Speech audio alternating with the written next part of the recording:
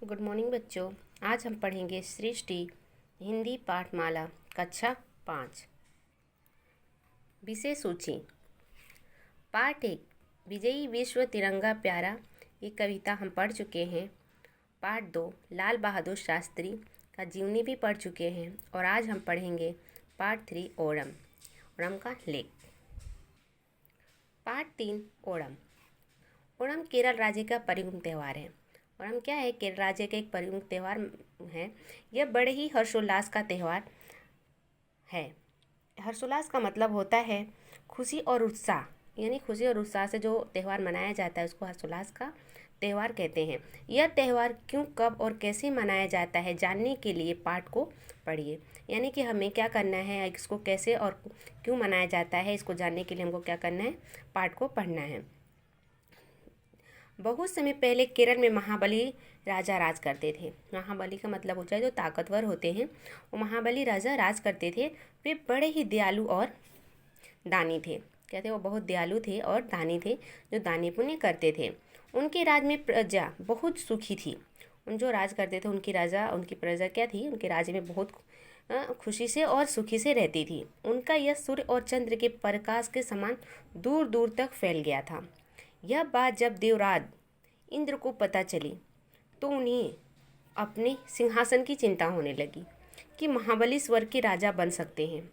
यानी जो देवराज इंद्र हैं, जो भगवान हैं, उनको क्या हुआ जब इनकी ये दयालुता और दानता देखे तो क्या उनको अपने सिंहासन की चिंता होने लगी कि शायद ये महाबली स्वर्ग के राजा बन सकते हैं। इंद्र के विष्णु जी को अपनी चिंता बताई। इंद्र के विष्णु जी यानी इंद्र ने विष्णु भगवान जो है उनको क्या करे, अपनी चिंता बताई। इंद्र भगवान जो है विष्णु जी को क्या करते हैं, अपनी चिंता जो है अपनी बताते हैं। तो विष्णु जी इंद्र की सहायता करने का वचन दिया और वामन का रूप धारण कर महाबली का परीक्षा लेने चल पड़े। यानी कि जब विष्णु जी ने इंद्र की सहायता का वचन दिया और तो क्या किए विष्णु जी, वामन का रूप धारण कर महाबली का परीक्षा लेने चल पड़े। महाबली अपने दरबार में विराजमान थे। महाबली क्या थे, अपने दरबार में बैठे हुए थे और विष्णु जी वामन बनकर वहाँ आए। यानी कि वामन बनकर, पंडित बनकर वहाँ आए और उन्हें महाबली से 3 कदम भूमि मांगी। ब्राह्मण बने तो क्या हुआ कि 3 बस उन्होंने कहा कि मुझे 3 कदम ही भूमि चाहिए। महाबली मुस्कुराए और तत्काल क्या किए, उन्होंने तत्काल उसी समय वो मान गए और स्वीकार कर लिया।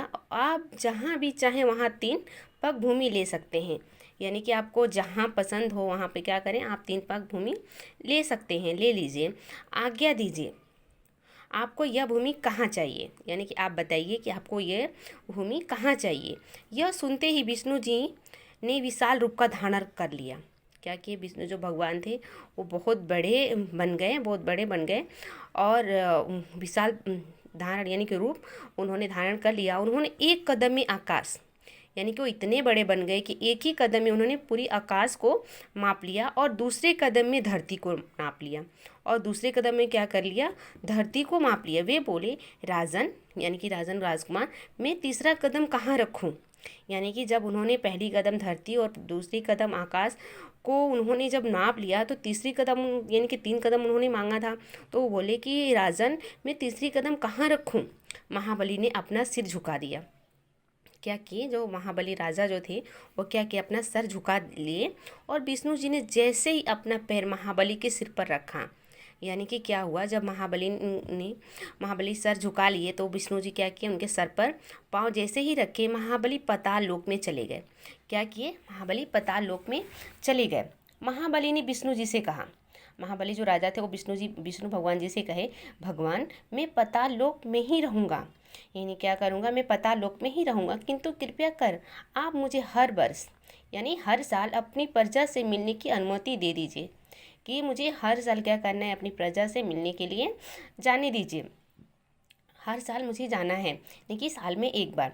विष्णु जी ने महाबली की प्रार्थना स्वीकार कर ली। जो उन्होंने प्रार्थना की भगवान जी से क्या किया, वो स्वीकार कर लिए, मान गए।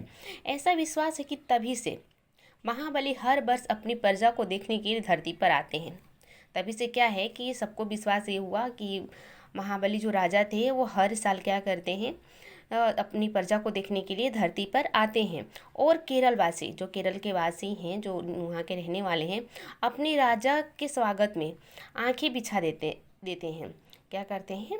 आंखें बिछा देते हैं, यानी कि प्रशंसा से स्वागत करते हैं, बहुत खुशी से उनका स्वागत करते हैं। तब से ही ओणम का त्यौहार मनाते हैं। तो इसी वजह से क्या होता है कि केरलवासी क्या करते हैं? ओणम का त्यौहार मनाते हैं। ओणम का त्यौहार श्रावण मास यानी कि क्या होता है? जो सावन का महीना होता है ना, उसी महीने में मनाया जाता है। इस समय तक किसान धान की फसल काट चुके होते हैं। सावन का महीना जो आता है वो क्या करते हैं? फसल की कटाई कर लेते हैं और खलिहान धान से भरे होते हैं। जो खलिहान उसको बोला जाता है जहाँ क्या होता है, जहाँ वो स्थान होता है जहाँ फसल को काट कर एक जगह रखा जाता है, उसको हम लोग खलिहान बोलते हैं। यह समय खुशियाँ मनाने का होता है। और क्या करते हैं? वहाँ फसल काटने के बाद से, धान रखने के बाद से बहुत खुशी मनाते हैं और खुशी से इस त्यौहार को मनाते हैं। ओणम पर्व पर सुबह से ही घरों में महाबली की स्वागत की तैयारियाँ होने लगती हैं। यानी क्या होता है? इसकी तैयारी करने के लिए जिस दिन मनाया जाता है उस दिन सुबह से इसकी तैयारी होनी शुरू हो जाती है। और परिवार का मुखिया का हर सदस्य को, यानी जो परिवार का मुखिया होता है, वह हर सदस्य को नए वस्त्र देता है, नए कपड़े देता है। घर को लीप पोत कर सजाया जाता है, यानी कि अच्छे से साफ़ सुथरा करके घर को अच्छे से सजाया जाता है। बच्चे टोकरियाँ लेकर फूल इकट्ठे करने निकल पड़ते हैं। क्या करते हैं? बच्चे टोकरी लेते हैं और फूल लाने के लिए घर से निकल जाते हैं। रंग बिरंगे फूलों से रंगोली बनाकर घर सजाए जाते हैं।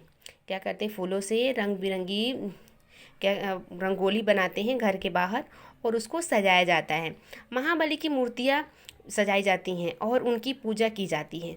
चारों ओर हर्षोल्लास, क्या होता है? चारों ओर हर्षोल्लास यानी खुशी और उत्साह के साथ माहौल होता है। ओणम के दिन चावल से तरह तरह के पकवान बनाए जाते हैं। घर घर में प्रतिभोज का आयोजन किया जाता है। क्या करता है? घर घर में प्रतिभोज यानी कि दावत का आयोजन, यानी कि क्या होता है? प्रतिभोज और आयोजन यानी व्यवस्था, दावत का क्या करते हैं? व्यवस्था किया जाता है। इस त्यौहार पर तरह तरह के खेल खेले जाते हैं। इस त्यौहार में क्या करते? तरह तरह के खेल भी खेले जाते हैं। इस दिन कविता, पाठ और नृत्य गायन भी होता है, यानी कि क्या करते हैं? इसमें डांस होता है, नाच होता है और गाना भी गाया जाता है। ओणम पर होने वाली नौका दौड़ का मतलब है नाव की दौड़, देखने लायक होती है। पानी में पतली लंबी नौकाएं दौड़ती हैं, यानी क्या होती हैं? उस दिन नौका दौड़ होती है जो पतली सी होती है और लंबी सी नाव होती हैं।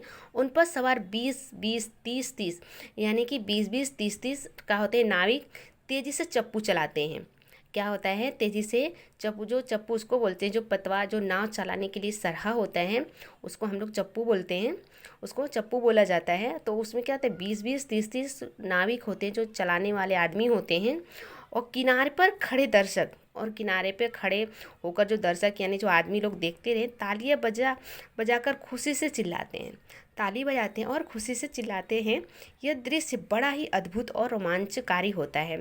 क्या होता है? बहुत ही अद्भुत और रोमांच, यानी कि रोंगटे खड़े कर देने वाला, जो मतलब इतना ये अद्भुत होता है कि रोंगटे खड़े कर देता है। बहुत से विदेशी पर्यटक क्या करते हैं? बहुत से विदेशी जो पर्यटक यानी सैलानी होते हैं, वो उत्सव देखने भी आते हैं। बाहर से जो बहुत से विदेशी बाहर से होते हैं लोग आते हैं इस रोमांचक अद्भुत नज़ारे को देखने के लिए। इस प्रकार केरलवासी बड़े ही हर्षोल्लास क्या करते हैं? इस प्रकार ही बड़े ही हर्षोल्लास के साथ बहुत क्या करते हैं? के साथ ओणम का त्यौहार मनाते हैं। बहुत खुशी के साथ क्या करते हैं? ये त्यौहार मनाते हैं। हमारा ये अब आप बच्चों को समझ पड़ गई होगी आप लोगों को कि ओणम का त्यौहार कैसे और क्यों मनाया जाता है। ओके बच्चों, आपको एक बार इसको पाठ को अपने खुद से पढ़ना है और समझना है। अब हम पढ़ेंगे शब्द और अर्थ। शब्द अर्थ क्या है? शब्द अर्थ वो है जो अभी हम लोगों ने पाठ में पढ़ा है, उसका शब्द जो समझ में नहीं आता है, जो कठिन होता है, उसका अर्थ यहाँ पे दिया गया है। जैसे यहाँ दिया श्रावण मास यानी कि सावन का महीना। चप्पू का होता है पतवार, जो नाव चलाने का सरहा होता है उसको हम लोग चप्पू बोलते हैं। आयोजन का मतलब होता है व्यवस्था। आँखें बिछाना, प्रसन्नता से स्वागत करना यानी खुशी से स्वागत करना। खलिहान, खलिहान का मतलब होता है खेत में वह स्थान जहाँ फसल काट कर एकत्र की जाती है, यानी कि इकट्ठा की जाती है जो फसल काट को, उसको हम लोग खलिहान बोलते हैं। प्रतिभोज, प्रतिभोज का मतलब होता है दावत। प्रतिभोज का मतलब होता है दावत। हर्षोल्लास, खुशी और उत्साह, यानी कि जो खुशी और उत्साह के साथ जो त्यौहार या फिर कुछ भी किया जाता है उसको हर्षोल्लास कहते हैं। रोमांचकारी, रोंगटे खड़े कर देने वाला। रोमांचकारी का मतलब होता है जो रोंगटे खड़े कर दे उसको क्या रोमांचकारी बोलते हैं। पर्यटक यानी कि सैलानी। तत्काल, तत्काल का मतलब होता है कि उसी समय जो कोई भी काम किया जाए उसी समय किया जाए उसको तत्काल बोलते हैं। अब ये है अभ्यास। अभ्यास है मौखिक, मौखिक है यानी कि बोलकर आपको बताने का है और पढ़ने का है। जैसे है प्रश्न नंबर 1, देवराज इंद्र को क्या चिंता सताने लगी थी। जो देवराज इंद्र यानी कि भगवान जो है उनको क्या चिंता सता रही थी, इसको आपको खुद से बताने का है। और प्रश्न 2, इंद्रदेव की सहायता किसने और कैसे की। जो इंद्र भगवान है, इंद्रदेव भगवान है, उनकी सहायता किसने और कैसे की। और विष्णु जी ने कदम कहाँ कहाँ रखे थे। विष्णु जी, जो विष्णु भगवान है, वो अपना कदम कहाँ कहाँ रखे थे। यह आपका शब्द अर्थ और ये मौखिक, इसको आपको अपने नोटबुक में लिखना है और याद करना है, और इसको अपने नोटबुक में अपने बुक से ढूंढना है और लिखना है। ओके बच्चों, बाय। ये आपका होमवर्क रहेगा, यहाँ तक आपका है होमवर्क रहेगा। ओके बच्चों, बाय।